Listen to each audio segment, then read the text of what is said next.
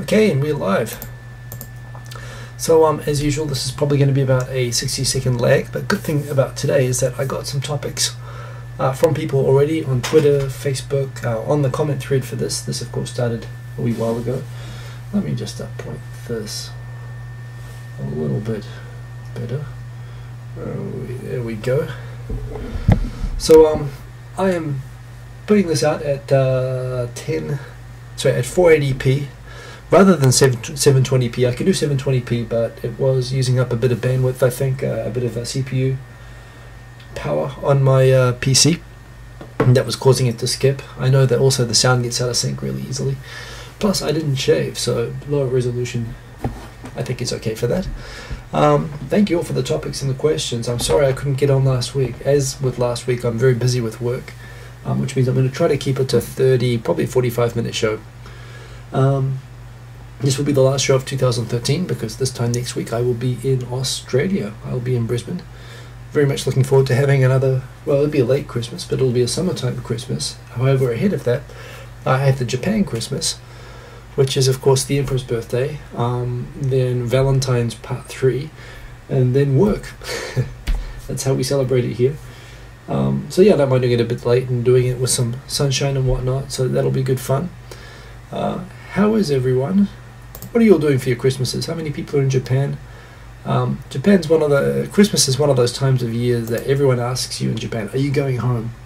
And I always tell them, I am home. But I do go to my mother's home, which I consider the closest thing to my family home, which is in Australia. Although, you know, some years I'll go to my dad's house, which is in Southeast Asia, or was in Singapore. Before that it was in Thailand, which was nice. I've always got nice places to go. Not in New Zealand, ironically. I've got family in New Zealand. I did go to New Zealand last year, but usually my immediate family are in, my sister's in UK, my dad's in Singapore, and my mum is in Australia. So yeah, that's me. Some good topics. I guess some little things first.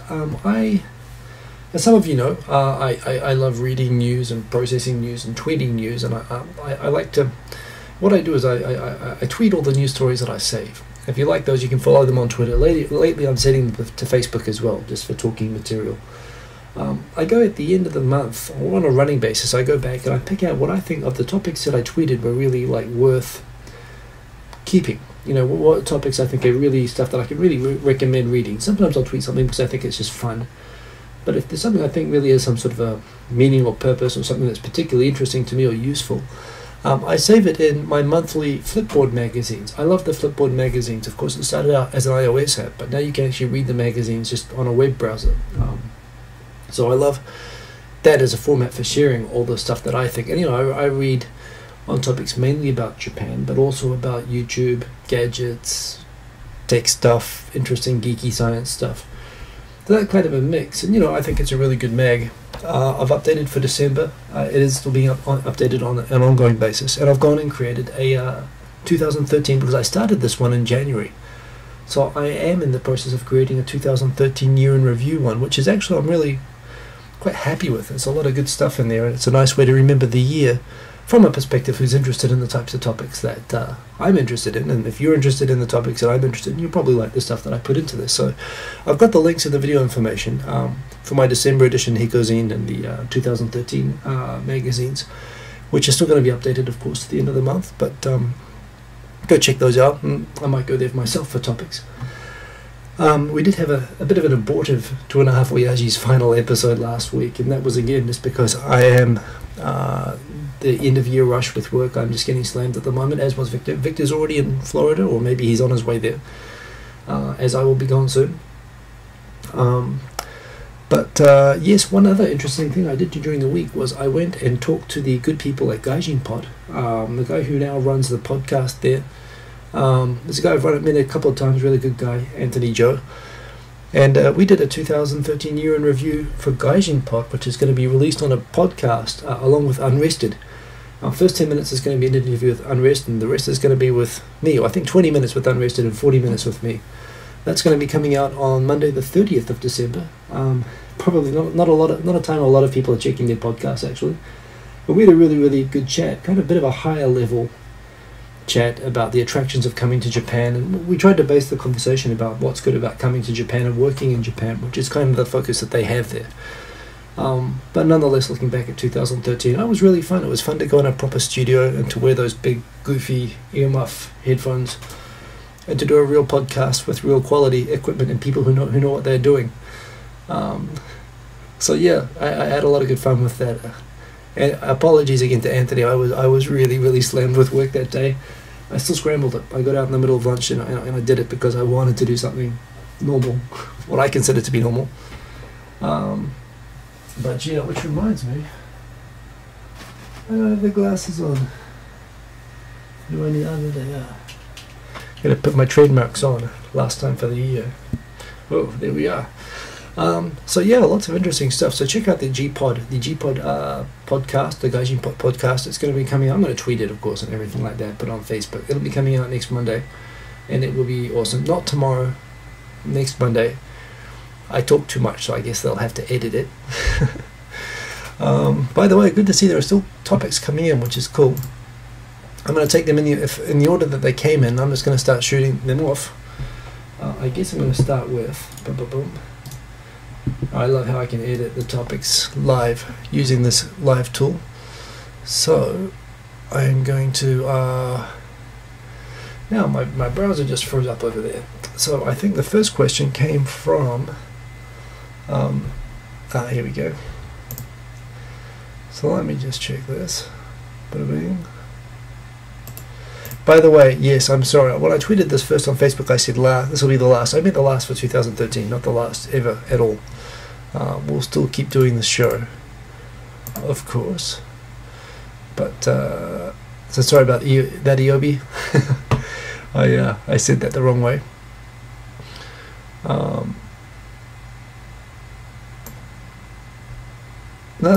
Yeah, so by the way, Hafid Isa just asking about this, so that's a good point.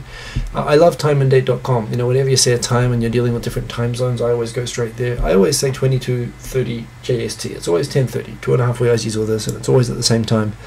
And of course you can watch it later. It's just a matter of if you can participate or not, but sorry about that. So yeah, the first question is from Ryan Hendred. He sent it to me on Facebook, asking me if it's difficult to become a foreign homeowner in Japan, or is the house market inflated compared to other countries? So I guess I will foreign home ownership in Japan. That's the topic. Bing, boom, there we go. Updated like that. I'm not an expert and I don't own property, and I kind of looked into it at a very high level. It used to be, certainly, and if I recall, you know, I can't find the link for it anywhere, but Debito Arudo, I think the whole prompt for him taking Japanese citizenship way back in the 90s or 80s or whenever it was to buy land. And it used to be something that you really had to be a citizen to buy land, and not even a permanent resident was able to do it. And, you know, when I first came to Japan in the 90s, even opening a bank account for a foreigner was like a new thing. So it was kind of it used to be a citizenship requirement, which I know sounds really harsh, but there again, I also know that in Australia they have similar foreign land ownership restrictions, which again they're still changing. I mean, my dad and I are New Zealanders. My mum is an Australian. I remember when we first bought a house in Australia, we had to do it in my mum's name because my dad, even as a New Zealander, which we've practically, it's like NAFTA, we've practically got a joint economy, New Zealand and Australia. But he wasn't allowed, he was still considered too foreign to own land in Australia. So it's not that unusual in a global sense. However, it has gotten better than that. I think if there were any official, or at least industry, things against foreigners owning land, which I think there certainly were in the 90s, those are pretty much gone now. When I looked at houses, and you know, real estate guys don't mind, they see my face and they don't mind trying to approach me, but I remember I looked at some places with a real estate agent a few months ago. And when we came back, it came up that I wasn't a permanent resident. And the guy said, in terms of getting the mortgage, the financing for the house, it's a lot easier. He said it's a lot easier if you're a permanent resident, which means basically there's probably a mixed, not impossible, but there's probably a mixed success rate on on getting financing from local banks anyway. If you're not a permanent resident, that's what it really comes down to in terms of barrier. It's getting financing, and there are foreign banks and international banks in Tokyo, and a lot of people more savvy than me who knew about how to get a loan from a Japanese bank on Japanese interest, which is like 1% something or even less than that, to buy a house outside of Japan, where you might have to pay 7 or 8% mortgage sometimes or something crazy, and you can get it for 1% if you use a Japanese loan. And I do know of foreigners that own land in Japan. Most of them have been here for a long time, and I guess they're permanent residents, and that helps. In terms of the price, is the house market inflated compared to other countries? Well, that's interesting. Again, when I came to Japan in the 90s, Japan had this reputation for having the most expensive real estate in the world. The big thing around the bubble, how 1 meter of land in Ginza was like worth more than a house in central New York or something like that. Those days are gone. That was the kind of legend about, the Japanese bubble was based on real estate prices being overinflated. But real estate prices, like everything else, have been in decline. They've been in deflation for the last 20 years now. And what I find very interesting is that as the Japanese economy's gone through this deflation, the Californian real estate market, the Australian, the New Zealand real estate markets have been through these bubbles, not unlike Japan's. And it's funny how real estate in Australia or New Zealand now is probably as expensive or more expensive than a house in Japan. Granted, you're still getting a very different thing. With a house in Australia or New Zealand, you are getting a pool, you're getting a double garage, you're getting 2 stories, maybe 3 stories. You're not getting the same amount of room space or anything like that. But to get a regular kind of large family house in Japan, you really are talking in the same kind of, like in Tokyo. I can only talk about Tokyo, but in central Tokyo, you could get an average family house, which is smaller than a foreign house, but it's still a family house in a good neighborhood, in the $500,000 range up, which I think is pretty much in line with real estate prices in big cities.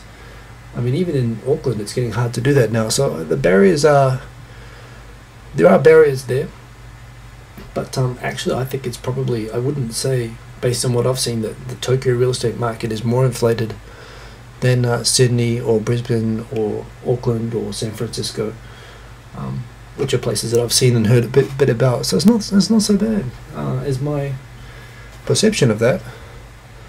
But yeah. So sorry, I'm not keeping up with the comments right now, but jam them in. I'm just going to go through the topics which are in the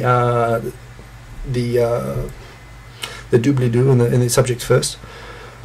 Next question actually is from buritanipyon. Buritanipyon, your topic is all your your Twitter name is in Hangul and I can't read it. I guess it probably says the same thing. But question about YouTubers that interest me. And here, I guess I'm going to make a guilty confession. I used to really follow a lot of YouTubers and spend a lot of time watching YouTube. And pretty much since my son was born, I don't follow as much YouTube. I watch little clips when I can. And I'm guilty of not keeping up very well with the J-Vlog community and picking really good new people. People who I have been really impressed with lately. I mean, the guests who we've had on are all recommendable, actually. Last week I thought it was great that we got kantensai 3 on.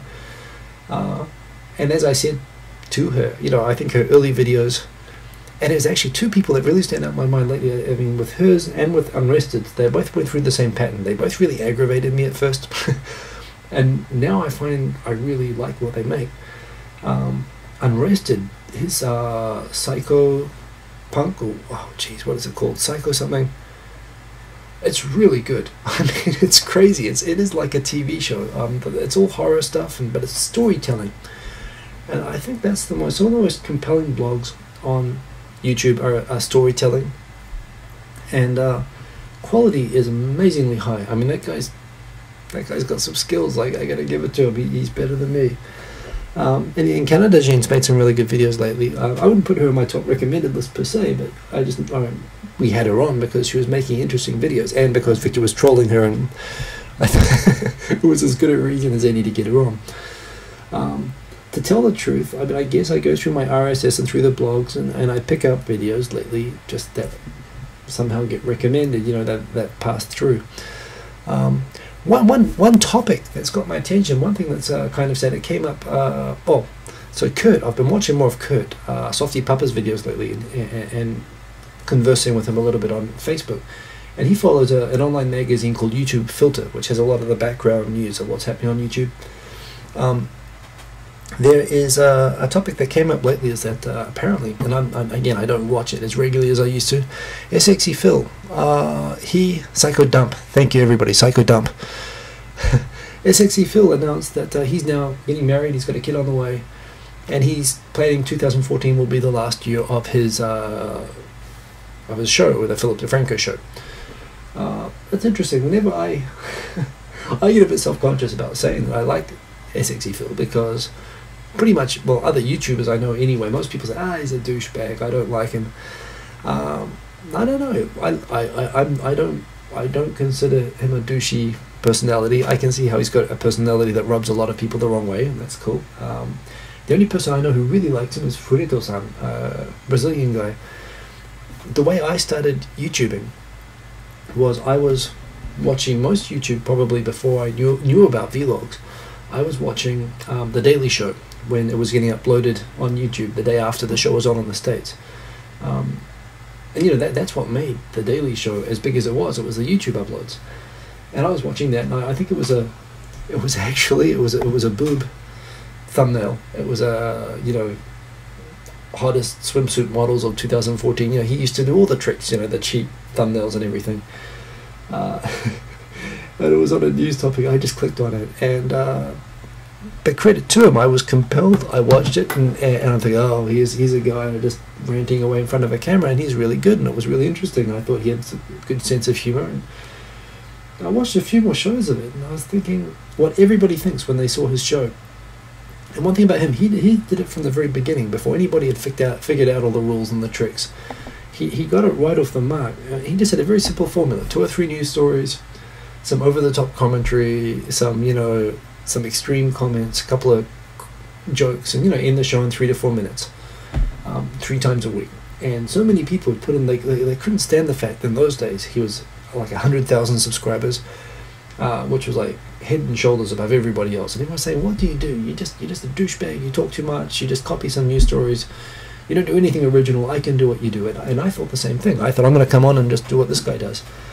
And I came on and I found out it's not that easy. It's not that easy to make interesting content. It's not that easy to be funny. It's not that easy to be disciplined enough and good at editing to get a good video into 3 to 4 minutes and to do it regularly. And what really pissed me off was it took me a long time to figure out things like lighting, how to get the video looking clear.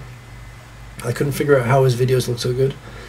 And that's what really motivated me to keep trying with YouTube. So, and yeah, it is easy, but a lot of people try to copy, and not many people get to do it. And even those who do get to do it, no one watches them necessarily. Some of them do, but he's got up to 3 million subscribers, and it's because he's got good content. And he's still the model that got me started, and I think he's a legend. And if you like me, well, he's the guy who got me going. And I thought the same thing. I thought I can do that, but rather than just be a hater and say it, I'm going to try and do it. And I've never gotten to his level, at all. But I found my own niche along the way. So if he's going to be wrapping up, it's interesting. Tube Filter was saying he's one of the few YouTubers. There are guys like Ray William Johnson who are very, very big, but if they couldn't stop making videos tomorrow, they're not well enough set up. But he is. He's set up so many other channels and networks and all sorts of other stuff that he could stop making videos and be very well set up, which is a real credit to the guy as well. I mean, he is one of the very first big YouTubers. And, I think there's a lot of YouTubers who owe him a lot directly and indirectly, and it'll be sad if he stops. But if you don't know it, SXE Phil, EOB's commenting on him, a lot of people saying not a fan. I'd say actually probably 80 to 90% of the people when I say his name say they don't like him. But I'm going to say it, I like him. That's just me. I like... even my teachers in law school, I had some New York and some New Jersey teachers. I like that swagger. I like to emulate it on some level, and yeah. So it's sad that he's going, but he's one guy that I follow. Another channel which I just picked up recently, not Japan related at all, but it's honest movie trailers. They've got one of those actual professional trailer voices, and I kind of love how they managed to make these very, very insightful kind of remake trailers of all these great movies, and in that voice and that this summer a movie starring unshaven, catchphrase speaking action star, fat corny sidekick, evil cliched villain, and boobs. I just love how they managed to do that on show those formulas up. It's actually they're very well edited and fun. I like college humor. I like to watch these videos for fun. But yeah, there's a lot of people out there. But yes, so I want to cover the topic soon, but I'm going to knock out these questions first. The next question that I got is from Del the Tired Gamer, and it's a good question. It's actually not one that I must admit I'm thinking about very much. What to look forward to in 2014? What am I looking forward to in 2014?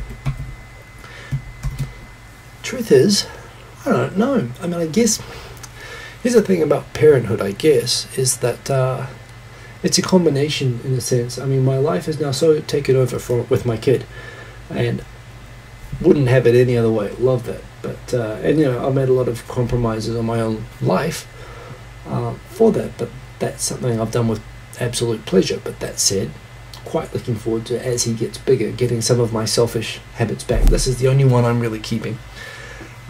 But the idea of being able to share my many hobbies and interests with him, and the fact that he's getting old enough now, I can start to have conversations with him, and I can start to he's taking swimming lessons. So my last trip to Australia, it was almost unthinkable. I never went to the beach once. This time I'm going to take him to the beach, and I'm going to go and take him to Greenmount on the border of Queensland and New South Wales, and I'm going to show him my favourite surf spot in the world. Possibly I might even get a boogie board, put him in a life jacket, and throw him on some shallow white water waves. I'm thinking about it. We've got a pool. We couldn't let him go near the pool last time. This time we're going to be in the pool every day. So small things I'm looking forward to. The more things I can do with him that let me do the things I want to do. And this is also why I selfishly admit, and I can admit it now, I'm glad it's a boy. Because I can live out my hobbies and spend that time with him. So there's a lot to look forward to, just in the sense that my kids going to be turning 5. And even 4 now, they just get progressively more and more interested. I know it's heading for that teenage phase that's going to come. I'll deal with that as best I can. I'm going to be completely bald in my... Jeez, well, wait a minute, let's do the math. So, let's say 10 years from now, I'm going to be nearly 50. There's no way I can be cool then. I'll do my best. But, so I guess it's, it's getting slowly little bits of my life back with my son. Work's going to be a big challenge, but that's a good thing, I think. It's becoming more international focused, and it's I am enjoying my job. I'm going through a bit of a stressful time at the moment, but I am enjoying it, and that's a big part that's taken between that and my kid. There's not a lot left in between. Definitely want to keep this going and do this in a more structured way. I like the position I'm in the YouTube community. I'd always like to say I aspire to be a little bit more back to being social and involved and so on, but at the same time, I can't promise more than I'm really giving right now. But I like to do this sort of thing as I'm doing it in this kind of more structured way. I really like these shows. This is really fun. 2.5 Voyages. I want to keep going because I think that's something really magical. It is a goal which we didn't really achieve this year, to get more non-YouTubers on that show. We got people like Loco in Yokohama. There's people like Shisaku I'd really like to get on, just have a hardcore talking politics, maybe on this. I'd love to get, by the way, 2.5 Voyages using this software as well. So there's a lot of things I'd like to do, a lot of things I'm kind of looking forward to for 2014, but no real specific plans. Might have to look for a house soon, which is really kind of a pain. But we'll see. So I'm going to go through 2 more questions from before the show, and then I'm going to throw it out to the questions. So by the way, if you leave questions and so on in the comments, I'm going to rock through those. In fact, I'm going to rock through the comments now. Let's catch up. I'm not going to ignore you guys. That's the whole point of doing this by myself live. So I'm going to scramble up to the top. By the way, this is much better. It is much better with the comments by the side, right? I mean, this is... Yes, I complain a lot about it. This is when you use the Hangouts, it puts them below, and that kind of sucks. I think you can now hook up the Hangouts to this live thing, and that might be one way to fix the comments. But yes, this is much better, and I like it this way, so that is cool. So hello to everyone. I will say Delta Tide Gamer, Ariel Rodriguez, Mr. Triforce 666, Kantensai. I'm getting to your question. もうすぐやりますね。すいませんね。EOB in Japan, Michael Peckett, buritanipyon. I don't know why it marked your thing as spam because it's not, and I unmarked it. Damn it. This is Requiem. Good that you made it in time. Good to have you along here. Asking about dentistry. How is dentistry here? Good question. But one thing about dentistry, it's definitely a lot cheaper here. In fact, I know Japanese people in Canada and New Zealand who would actually pay the air ticket to fly back to Japan to get like major dental work done in Japan, because you can get the same dental work done here much cheaper. Only thing is, in my experience, you go for like a simple cleaning or a simple checkup, and they only do like a quarter of your mouth at a time. They make you come 4 times, and that is a pain. You know, I just want to get it done all in one hit. Since I'm unusually diligent, Japanese are really not diligent about going to dentists the way that they are with doctors, and you can see that in their teeth and their dental health, unfortunately. I try to be good about it, but I'm not as diligent as I was before. They are good. There's definitely, I mean, you know, when you go to a dentist in New Zealand, dentists are better paid than doctors in New Zealand. And, you know, you go to the dentist place and the doctors' car parks have all Mercedes-Benzes and BMWs, and they all do very well, whereas it's a much more humble profession in Japan. So you don't have quite all the high-tech equipment and so on that they have over there. It's a little bit old-fashioned, but no, I think they're pretty good. And I think, I mean, it's not you wouldn't come to Japan to practice dentistry to get rich. But as someone who wants dental service in Japan, I think, yeah, you do okay with that.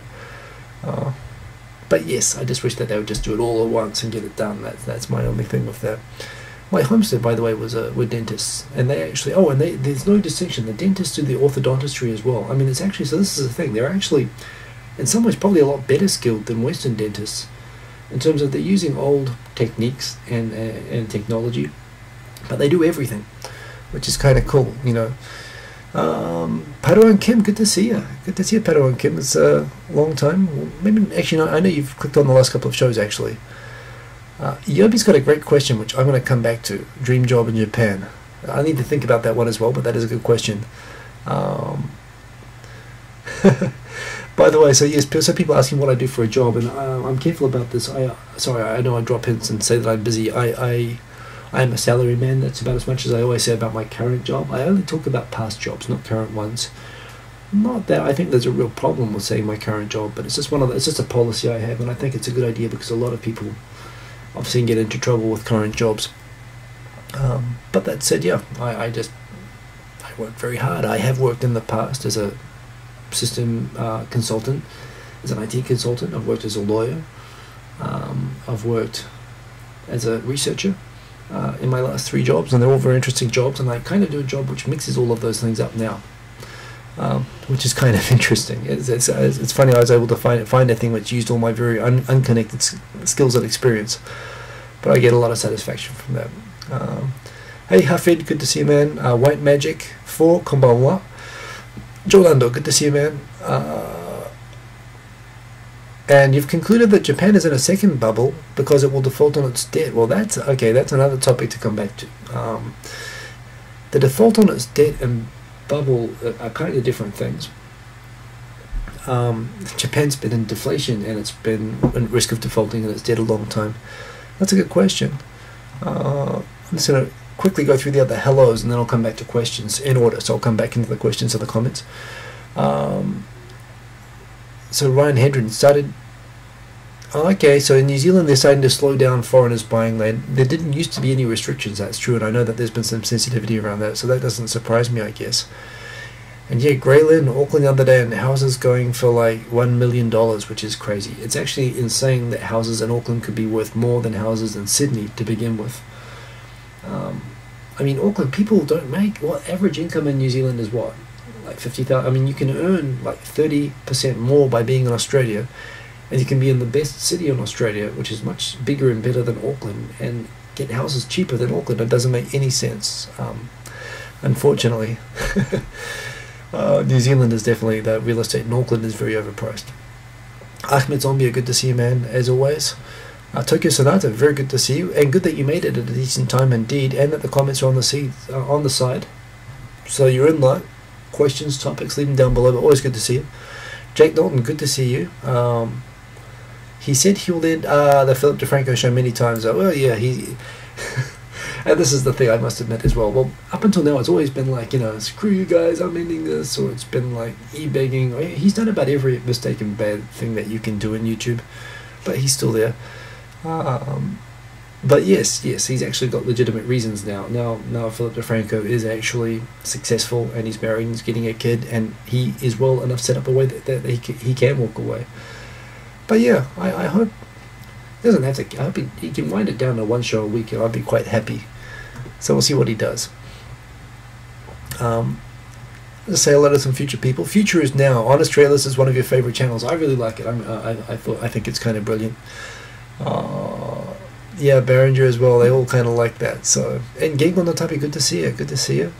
So these are all kind of rocking and getting lots of updates now. But it's the same people. So what I'm going to do now is I'm going to come back to the topics that I have, and then I'm going to jump into the questions in the thread. This is rocking tonight. I was only expecting to go half an hour, but I thought we're in good form, aren't we? So I'm going to keep going. Pardon me if I talk a little bit fast. It's partly my mumbly accent. It's partly trying to keep quiet and trying to get through this. So, question is taking vacation from Japanese companies. Taking vacation time at J companies. Oh, I always have to phrase it. It's like a Twitter thing. I have to make it fit on that banner there, but I've got it first time every time. And the specific question actually was if you have to take it on short notice, or if there's like a sudden death in the family or something like that. Fortunately, I've never had to take for a family emergency like what you're talking about. That said, in my experience, certainly if there's death involved, in my experience, even where they would usually say no, they'll say yes if there's death involved. So they're pretty good about that. Not again, every company is different, every boss is different. No guarantee applies to every situation, but from what I've seen in different situations, certainly something like a family crisis, usually you can disappear at short notice and everybody just understands that they have to scramble. That said, trying to take vacation on short notice or during busy times, I don't know if this is getting better. My position and the type of work I've done has changed a lot through the years, but certainly when I was working as a foot soldier, salaryman in my early days, especially doing system implementation, I was not really free to take vacations when I wanted. In fact, the worst thing about it was the time when I really wanted to take vacations, like during when the big public vacations were in Japan, that's the time that you do a lot of the system testing, and you actually have busy periods. So I wasn't allowed to take vacation really except until projects ended, which like took 2 to 3 years. I found time to take vacation, but when you took vacation, this is another thing about a lot of manufacturing companies, you're pressured to take vacation at the same time that everyone else is taking vacation, and companies will actually have designated periods, like they'll have an extended Obon period where they'll let everyone take a week off, but at separate, different companies will have for different times around October or August. So yeah, depending on where you're at, you might come under some pressure not to take vacation. Trying to take vacation around Christmas is super hard. In fact, I left my first job, and the end of the day, the straw that broke the camel's back was getting told off for going home early, not even for taking the day off on Christmas Day. But you will be expected to work on Christmas Day in Japan because it's the last business day, or it's close to the last business day of the calendar year, and that's when people are most busy trying to wrap up everything for that year. That everyone's building up for a timing of everyone leaving and going on vacation from the 28th, so the 25th it's really hard to get time off, and that can make Christmas really tough in Japan. I think for anyone who works in a Japanese company, nobody's feeling that same sense of homesickness and so on. Nobody really understands or sympathizes the situation that you're in as a foreigner at that time. But yes, a lot of them will expect you to take vacation around the same time as everybody else, Golden Week. A lot of the companies say that, oh yes, we want you to use up your vacation days, but at the same time, they praise people that don't take vacation days or have lots of vacation days saved up. So it's tough. There's a culture of not taking vacation days and doing lots of overtime and all that sort of stuff in Japanese companies. But that said, it depends on where you're at. The last 2 I've been at have been pretty good for letting me take vacation time. So, don't know. It depends completely on where you are. But in any case, for the situation that you're talking about, family crisis, death, illness, I think they're pretty good. Although at the same time, I don't know if they'll give you a lot of time off. Maybe you're talking like a week or two. And this is the other thing, when you're going overseas, you have to factor in that extra time, and they usually don't take any of that into account with foreigners. But I think they're pretty good at giving time off, at least for that sort of situation. So kantensai, you had a really, really interesting question, and I can't really answer it that well, but I'm going to try. So the question from kantensai is, how do foreigners see the emperor? Now, there are a couple of topics that I never touch on, or that I'm very careful about touching on. Sex, religion, history. Sex, religion, history. The emperor isn't specifically one of them, but he should be. You'll see no foreigners, for all the foreign vloggers talking about Japan, no one talks about the emperor. And frankly, I don't know. It's just one of those things. Even like among my gaijin friends, we don't really. It's not a topic that comes up. I'm from a Commonwealth country. We have a queen in England who sometimes remembers that she's the queen of my country as well as 100 other countries. We have her on our money. She's lovely, I hear. I suppose, and Americans, of course, who don't have monarchy, I guess they look at all monarchies. Maybe they look at the emperor as being kind of similar to being, like a king of a European country like Britain, or like, I don't know, who still has monarchs in Europe? I think Belgium does. A few countries do. And it's seen kind of as quaint and antiquated. Of course, the topic of the emperor was more controversial under the Showa era emperor, because of course, especially in New Zealand and Australia, where we were very closely connected with the Pacific War, there was always the question, which was debated and spoken about by people of the age who were fighting age during the war. In particular, when I was a child, the old generation would talk a lot about the possibility of war responsibility from that emperor. In the end of the day, whatever the truth is about that, MacArthur decided, and it was a call made by the Americans. There were people on both sides. Some who wanted to hold the emperor responsible for World War II, and some who realized it would be better not to. In the end of the day, MacArthur made the call. It was better to keep him and recognize that he was a symbol of Japan, and something that the Japanese people would want to have stay the same during this big transition that would happen through the occupation. And they decided that the narrative of World War II and the history was decided by MacArthur, that he wasn't accountable, that he was not influential. The question of how influential he is still something which is controversial, but some people who call it into question. I know that the mayor of Nagasaki was shot for saying that he was responsible. A lot of people take this sort of thing very, very seriously. In the end of the day, how actually powerful and influential are the emperors? Certainly Meiji was very influential, no question. Taisho, questionable. I think he wasn't. He was sick most of the time, and he was quite young. With Showa, it's always a bit of a thing. He clearly was not very politically influential after the war, and before the war, it depends on who you hear, and it doesn't matter. But certainly now we have Heisei.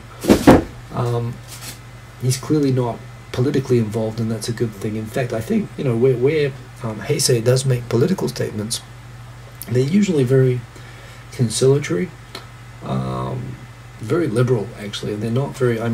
Showa, I think, was known for being fairly conservative, at least, or fairly kind of pro LDP or associated with those circles. Whereas Heisei, I wouldn't say that he's not. He hasn't shown any kind of alignment with any kind of political party, but certainly he's made statements that have been, very sympathetic towards Korea. He's mentioned his own pride in the mythological origins of the imperial family in Japan, having a link with, mythological emperors in Korea and so on. And he's always I think he's always sort of said the right thing when people weren't saying the right thing about the earthquake and everything. With the kunaicho, the imperial household agency comes across really negatively, I think, even to most Japanese, I dare say.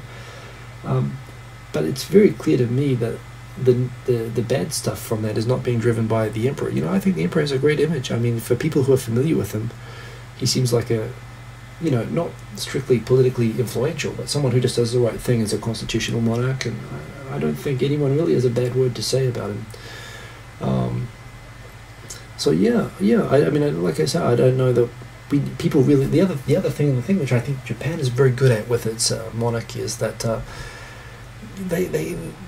It's not the British monarchy had this. Let's be more open to the public, and let's show that we're humans, and that kind of came back, and all the weekly magazines, all the tabloids in Japan, in Britain, really kind of turned, Diana, and it all became kind of fodder for kind of lowbrow news.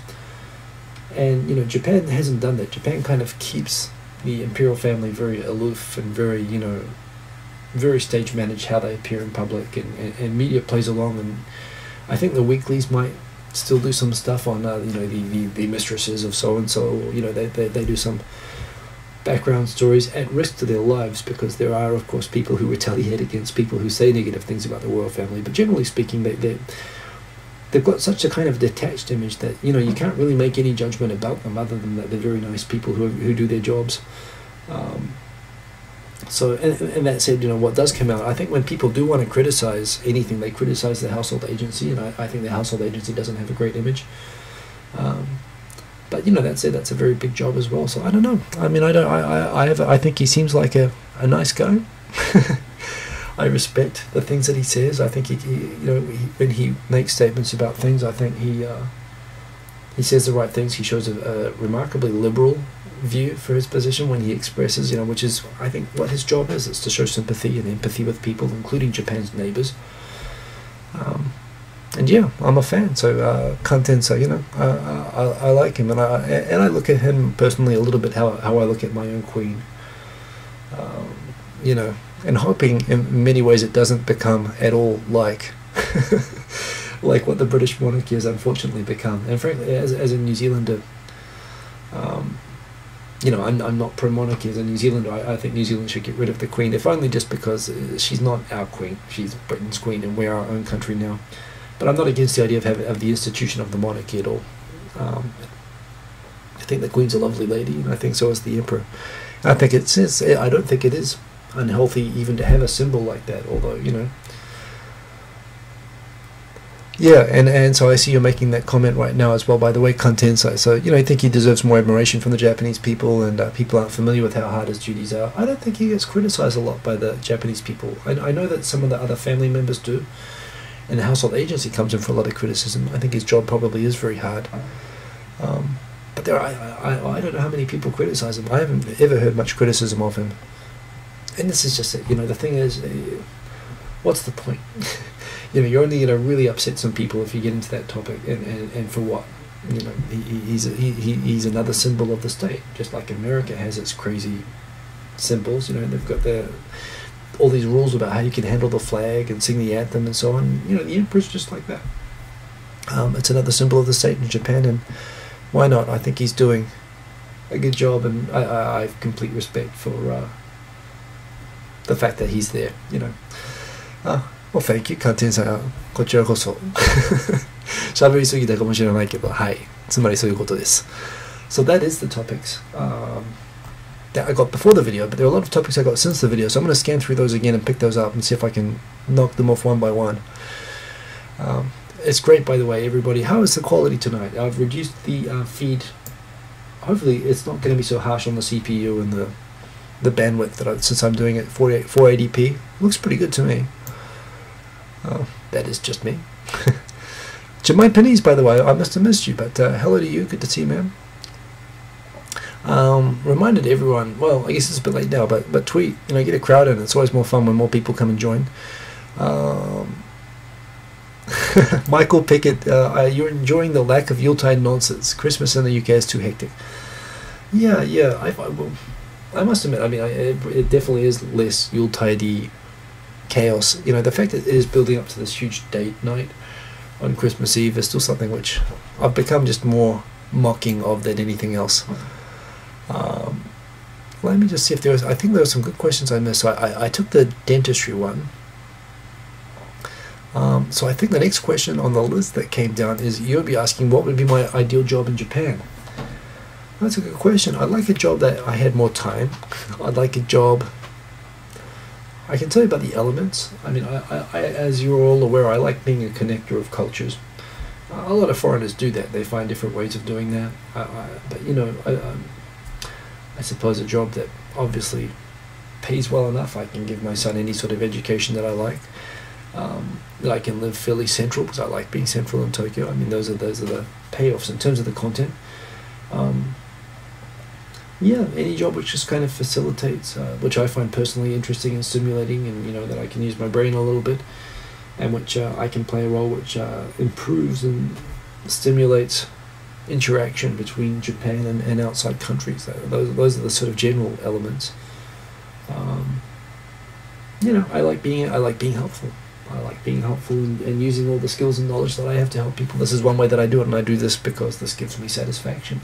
I don't know that I'd do this as a job per se, but there again, something that I could do something like this or leverage something like this.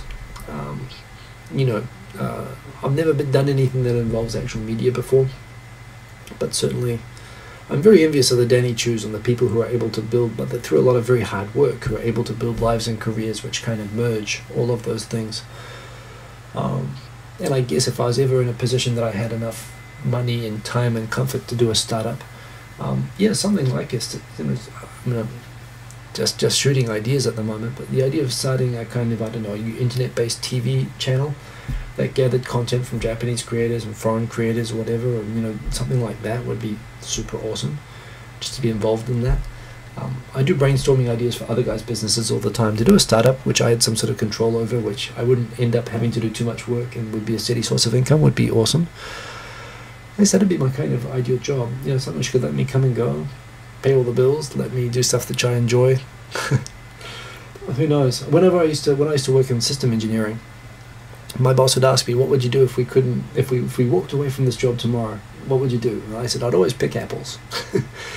Because in New Zealand, it was actually, apple picking is very good money. It's pretty much tax-free cash. A lot of students would declare insolvency to wipe their student loan debt, and then they have to go through a period of not receiving income or running a business. And a lot of people go and just pick fruit for a summer season, make a lot of money off that. And it's healthy, good money. That's something I was thinking more in my early 20s though than now. But yes, that's my kind of... I guess my dream job would be something along those lines if I could do it. But that said, I must admit, I probably wouldn't want a job, as much as I say I like a job that's not busy. I enjoy busyness as well. It stimulates me. So you know, that's part of why I'm in Japan.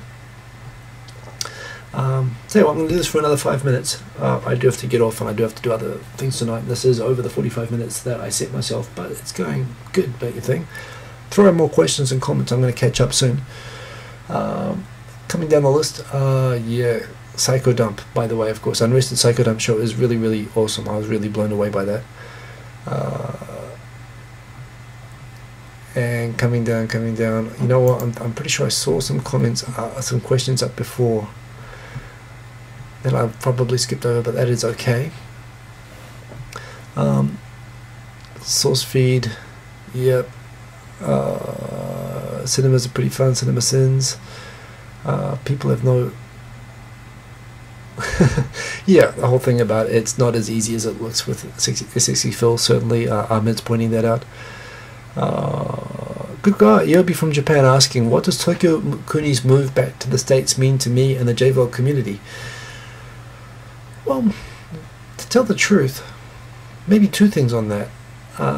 One, I think he's going to be coming back, but, you know, the thing about Kuni is that Kuni's always done his own thing, and he's never really been a community guy. He's always set up the Hanami, which is great, but he's always been someone who's been very focused on making good TV-like content and putting it out, and he's accumulated a lot of followers and a community around him without necessarily being someone like Victor, who is very interactive with the entire community. And the other thing, of course, is that the community itself has gone, its peak was definitely in 2010, and it's just the new YouTube is kind of desocializing those aspects of it. So the community itself, it's there. My life changes have happened as well, which have made it, you know, less of a community for me as well.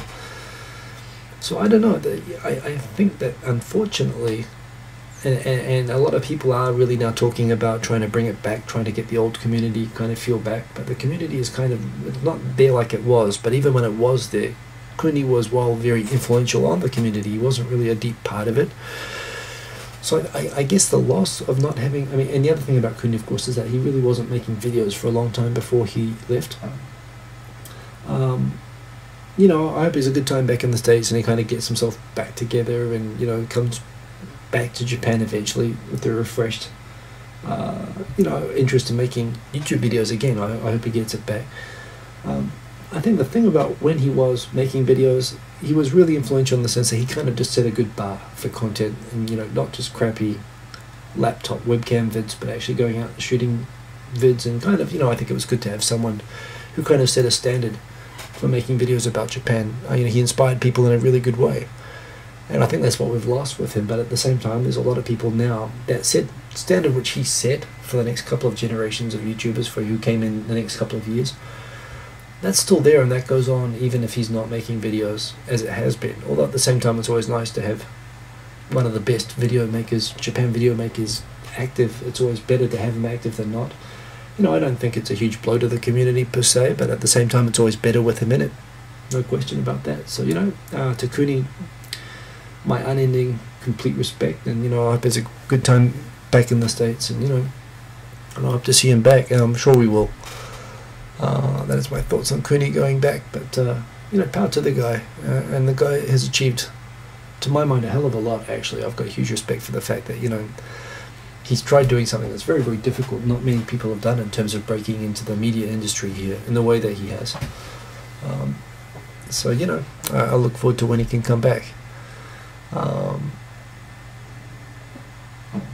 Yeah, and a lot of people, and I think Iobi was saying here as well, so Tokyo Kuni was kind of like I was talking about SXE Film. I should have found it Tokyo Kuni first, but Iobi saying that his videos, and this is the same for more people in the Japan community, perhaps than anywhere else. A lot of people's first video that they found were Tokyo Kuni videos, and that's his legacy. You know, we are all his legacy, that we make videos. I think I missed the comment about Japan defaulting, but the second bubble thing. What's happening right now is I don't think Japan is in a bubble, because a bubble is a period of unsustainable economic growth. Japan is still in a period of economic decline, but it is still heading for a debt default. What's interesting about Abe is that he stopped trying to stem the decline so much, and now he's just trying to generate another bubble. He's just trying to pump the economy full of more money than really makes sense, and to increase debt on an accelerated way. And is he succeeding at creating another bubble? A lot of people wish he was and hope he will, but he's not. So I don't think it's necessarily in a second bubble, but I can see that the economic strategy right now is to try to create another bubble, whether that's a good thing or not. Yeah, of course, Morocco has a monarchy, which Hafid mentioned as well. Well, it's kind of interesting. There's a few people around here now I'm following from Mediterranean, Middle East, which is kind of cool. It's good to. I appreciate having you guys showing interest, actually. Morocco is, of course, an absolute monarchy. There's a question whether Japan has ever been an absolute monarchy. It probably hasn't at any time. The closest to it, perhaps, was Meiji, but even then it was governed by constitution.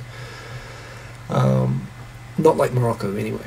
But Morocco is a very interesting country. I actually had a friend from my last job who was a naturalized Japanese citizen who was the son of a Moroccan diplomat. And he had a very interesting perspective on Moroccan society as well, because he was obviously from a very elite position growing up. Very interesting guy. My comments are currently fully up to date based on that. I'm done a kantensai saying thank you for the emperor thing, which I'm very happy to say. I'm going to refresh this page. If there are no more, I'm going to wrap up. This is actually perfect timing, just looking at the clock now. So as always, best wishes, best and of your wishes. This is where you wish you had a producer to do this for you, but I can do it myself. How's the show? You like that? I'm going to wrap it up now, but that's it for 2013. Go check out my Flipboard magazines, because I think they're good. I don't get anything out of more people watching them or less, but you know, I was going through, and there's a lot of really interesting stuff that's happened this year. You know, Japan is just constantly interesting. That's why I'm here. Just constantly, I've been here for 14 years and I'm still constantly stimulated by it. And that's why I'm going to keep being here probably, or I'm certainly going to be always connected with Japan. That's why when I go to my family home to spend the New Year break, it's not that I'm going home. I'm going to go and see my parents and to have a warm Christmas. But my home is here, and that's the way that I like it. And it is awesome. So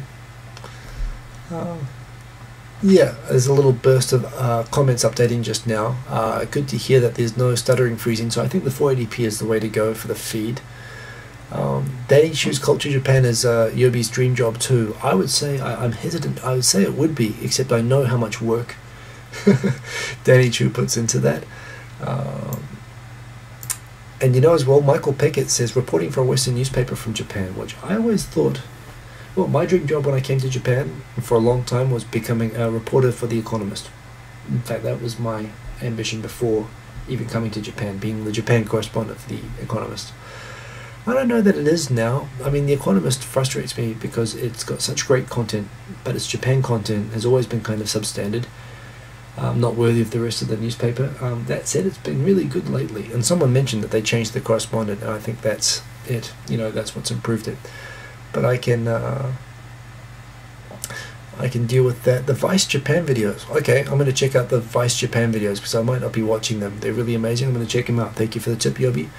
Ahmed and Tokyo Sonata, thanks for the Merry Christmas. Have a Happy New Year, everyone. I guess I'm going to resume. I get back to Japan on the 6th, so I guess the weekend after that it'll be about it's like a 2-week break. But yeah, you know, everybody take care. Have a great end of year. And you know, be cool. It's always good to talk to you guys. Really appreciate the chat, and this has been a lot of fun today. I hope you enjoyed it, and bada bing, peace. Awkward ending. Now, can I just shut this down normally? I'm just going to stop. It cannot have logged me out again. And here we go. I'm going to stop now.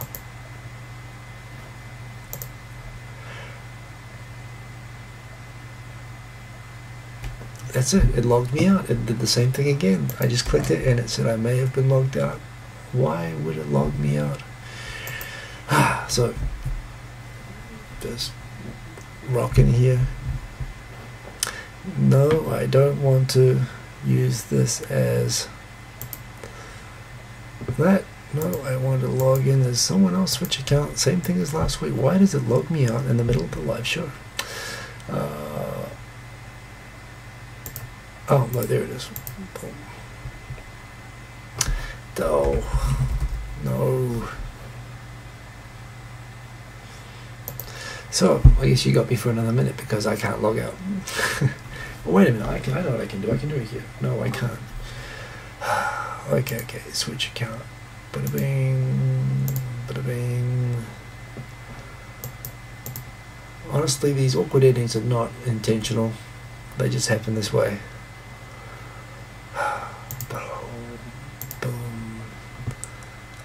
Hope you all have a good end of year. Hope you have a Merry Christmas this week. Happy Emperor's birthday tomorrow, when we celebrate the birth of a little boy who changed the world. We do get a holiday for it in Japan. Just it's on the 23rd, not on the 25th. And here we go. Gonna stop it now. Peace.